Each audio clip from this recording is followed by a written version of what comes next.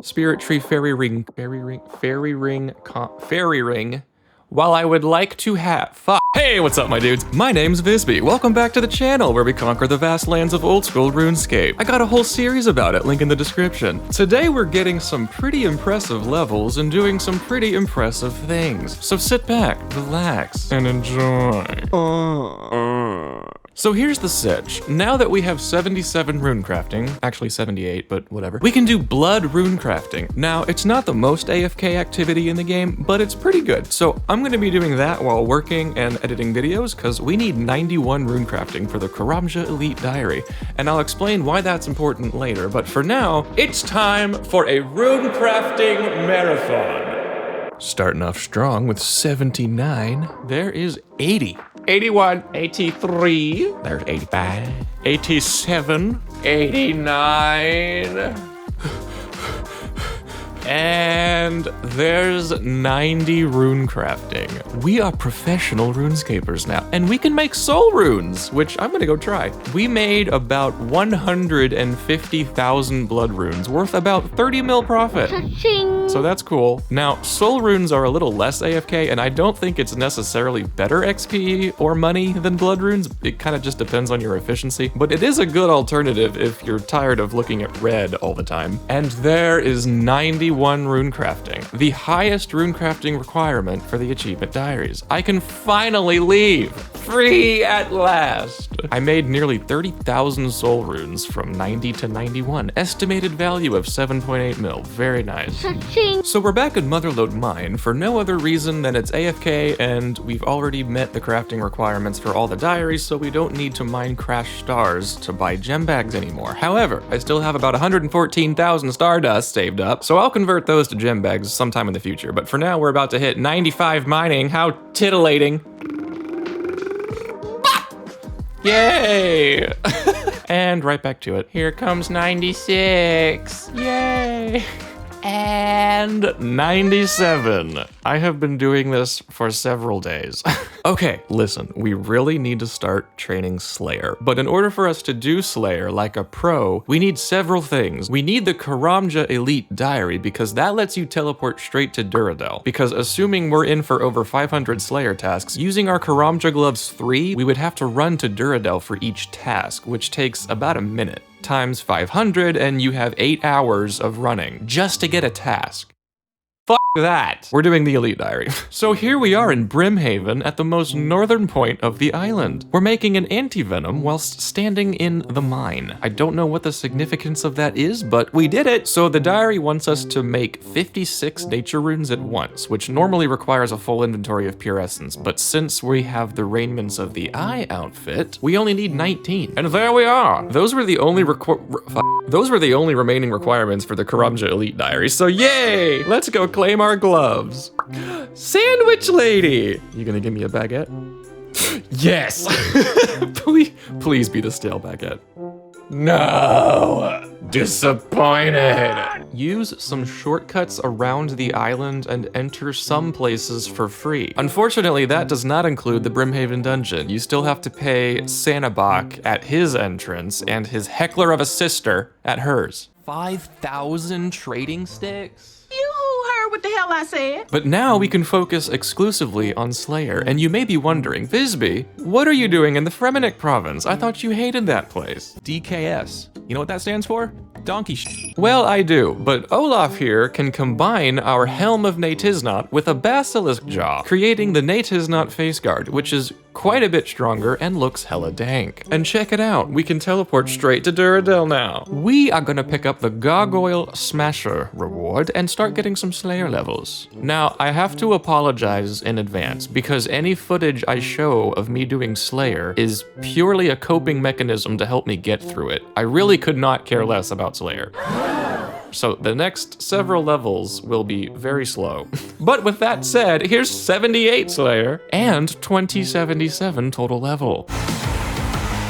Ooh, Dagonoths, that's perfect. Dagonoths are actually such a good task. Expensive, because your cannons just go but it's fast. There we are, 87 range, nice. Also, you may have noticed I went in on an Osmumpton's Fang, and I love it.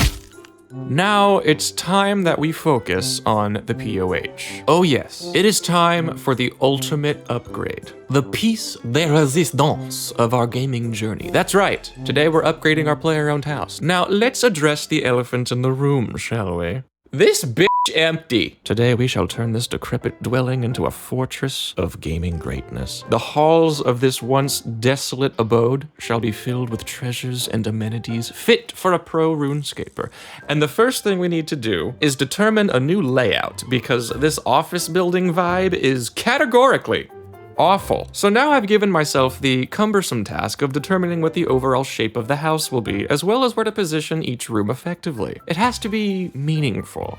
It has to scream my name, you know? Prepare to be amazed, to swoon at my colossal overabundance of intellect and ingenuity. That's right, baby, it's a giant V. If this doesn't scream Vizby, I don't know what does. Ugh, isn't it just magnificent? Welcome to Castle Vizby, everybody. It may be an empty shell now, but just wait. We're gonna pack this place to the brim and host the most extravagant soirees in all of RuneScape history. But first, we need some furniture.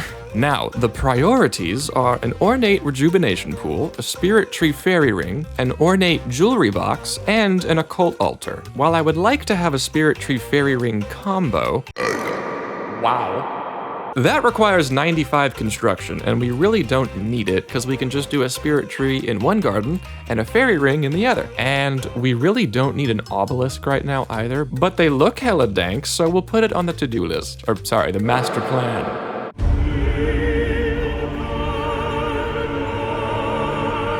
Now, we're here in Xanaris to grab a fairy enchantment, which is required to build a fairy ring. Thank you very much. Now, we'll go ahead and upgrade our pool of restoration to a pool of rejuvenation. Beautiful. And then we'll make ourselves a fairy ring. Oh, it's 85. Oh.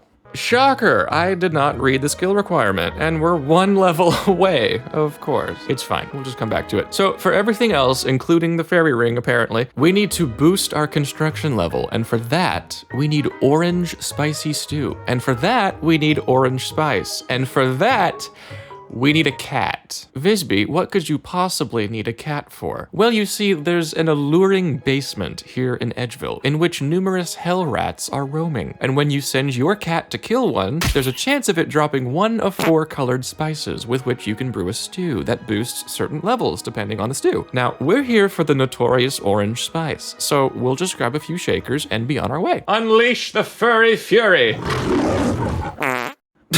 You little shit. This is riveting gameplay. Truly a remarkable display of my prowess as a gamer. Hey, remember when I said a few shakers? Well, I ended up grabbing a full inventory. Now let's see how many full shakers we get if we combine them. 16! Is that too many? Not enough? I don't know. So I'm assuming we just buy regular stew and add the spice, and there's a chance of it being positive or negative? I have no idea. Ah, okay, so 1 dose and we get positive. Add another dose, that's +3, and 1 more dose is +5. And that's as high as it goes. Now, can I make all the stews? No, you can only do 1 stew at a time because reasons. Thank you, Jagex, for that fair and reasonable mechanic. Okay, now we just need to get 86 construction and we'll have the level requirement to boost and make everything we need. Now I'm doing mahogany homes because it's fun and cheaper than the other methods. We're also gonna grab the carpenter's outfit because we have just enough points to get it. And just like that, we are professionals. This is what a professional looks like, ladies and gentlemen. Take note. Time to swing some hammers. Ah, hello. It looks like your place could use a little TLC. Not to worry, I'll just yeet this out of the way.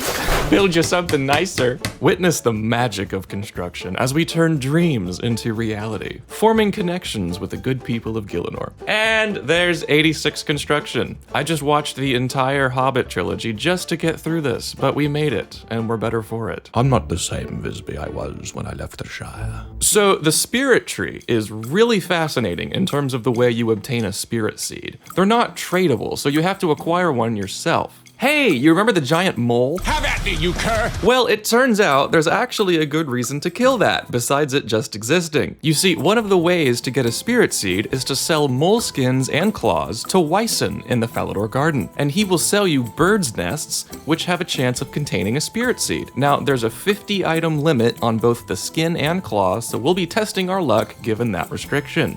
Ooh, he gives you nest boxes when you don't have enough space in your inventory. Nice. You can only do this whilst in a bank.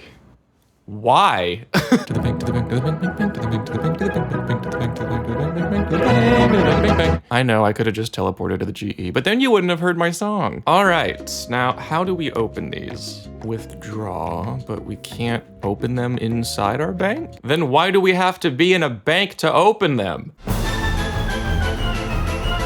Well, we didn't get any spirit seeds that time, so I guess we'll try again later. Why that? I require your nests. Ooh, that achievement diary cape looking hella juicy. I'm coming for you, you green bastard. I'm gonna get carpal tunnel syndrome opening all these nests. All right, did I get a spirit seed? I have 4 of them? When did I get the first one? I'm gonna pretend I got all of those just now, because honestly, I don't know. Hey, looky, I got 4 spirit seeds. Can you believe it? 4 whole spirit seeds, just now. I'm so lucky. How extraordinary. Now I gotta go cancel my offers for moleskins. Who's dropping money on the floor? Okay, so we're putting the fairy ring up front, because I'll use it more than anything else. And spirit tree back here. Yay! And now we're gonna upgrade our rejuvenation pool. So we're gonna grab some handy dandy materials here and boom! Now it's a fancy rejuvenation pool. Then we'll grab the last remaining materials, one of which is the spicy stew that I worked excessively and unnecessarily hard for. Do a little and we now have the ornate pool of rejuvenation. Oh yeah, I can feel our property value skyrocketing by the minute. Now, we'll go grab some stuff for the jewelry box, which requires multiple items of the same type, like 5 skills necklaces, for example, but not the skills necklace with 6 teleports, it's the one with 4 teleports, because our benevolent overlords have deemed it so. This isn't a problem for me, but to Iron Men, well, let's just say I both laugh at and salute you at the same time.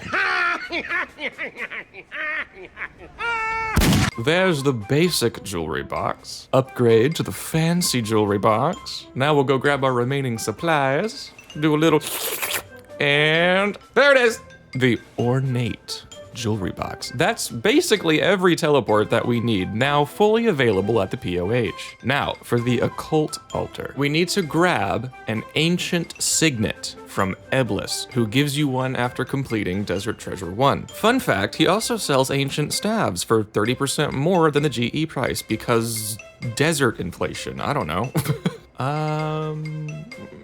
Am I missing something? He's supposed to be in this building. I've checked the name of every bandit here. None of them are named Eblis. Wait, is he the guy over here by the mirrors? Aha! This is where he goes after the quest. That shows you how much I paid attention during Desert Treasure. Now we just need a dark signet and a lunar signet. There we go, thank you, sir. And boom! All signets have been acquired. Time to build that altar, baby. Yeah, baby! No more using other people's altars. I got my own altar now. Now, just to spruce up the place, I'm gonna sprinkle in some more decorations, so hang tight. I'll be right back in the blink of an eye. Hey, what's good, homie? Welcome back to the crib. Okay, so I made some improvements. I'm happy to say Castle Vizby is really shaping up to be the fortress it was always meant to be. Feast your eyes upon the glory of our humble abode. Isn't it spectacular, stupendous, truly magnificent? It's glorious. It's I'm running out of adjectives. Hey Google, give me a random adjective. Augury, a sign or omen of what's to come. That's a noun, you dumb. This is the house of a pro RuneScaper. We've got our chapel so folks can train prayer, the observatory for hunting crash stars, even though I don't have to do that anymore. Level 97 mining, by the way. Oh, the flowers. You can't have a castle without a throne room. Got a little place for our pets. Sleeping quarters are upstairs. Oh, and this is where I'd put my max cape. If I had one. Well, I think that'll do it for this one, my dudes. All that's left to do now is throw a raging house party. So I hope you're excited. Remember to always click with passion. I will see you in the next one, and as always, happy scaping!